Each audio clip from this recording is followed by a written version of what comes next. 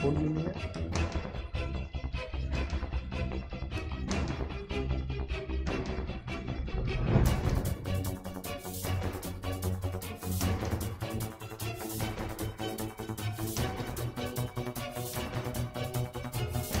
অচৈতন্য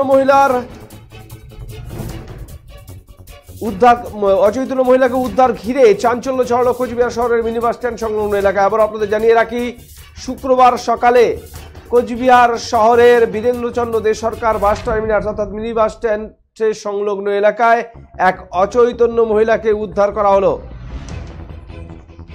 শুক্রবার সকালে এই মহিলাকে অচৈতন্য অবস্থায় পড়ে থাকতে দেখেন স্থানীয় ব্যবসায়ীদের, পাশাপাশি স্থানীয়রা এরপরই তড়িঘড়ি খবর দেওয়া হয় কোচবিহার কোতোয়ালি থানার পুলিশকে। এরপর স্থানীয় ব্যবসায়ী ও পুলিশের সহযোগিতায় তাকে উদ্ধার করে চিকিৎসার জন্য নিয়ে যাওয়া হয় কোচবিহার MJN মেডিকেল কলেজ ও হাসপাতালে। জানা যায় মহিলার বাড়ি কোচবিহার জেলার দিনহাটা মহকুমার সাহেবগঞ্জ এলাকায়। এদিন সকালেই তিনি এই বাস স্ট্যান্ডে নামেন বলে জানা গেছে, তবে এখনো পর্যন্ত মহিলার নাম পরিচয় জানা যায়নি। ঘটনার তদন্ত শুরু করেছে পুলিশ। ওই মোবাইলটা ব্যাগে আছে। অ্যাকচুয়ালি আমি তো আসলাম এই সকাল 7টার দিকে আসলাম। আমি যাই আমাকে এক টোটোওয়ালা বললো এরকম অসুস্থ আছে। বাড়ি বলতে সকাল 6:10 নেমেছে এখানটা।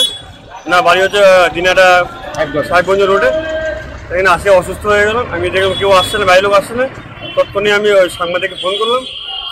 সাংবাদিকরা আসলো, এসে পুলিশকে ফোন করলে পুলিশ এসে ওনাদেরকে হাসপাতালে নিয়ে গেল।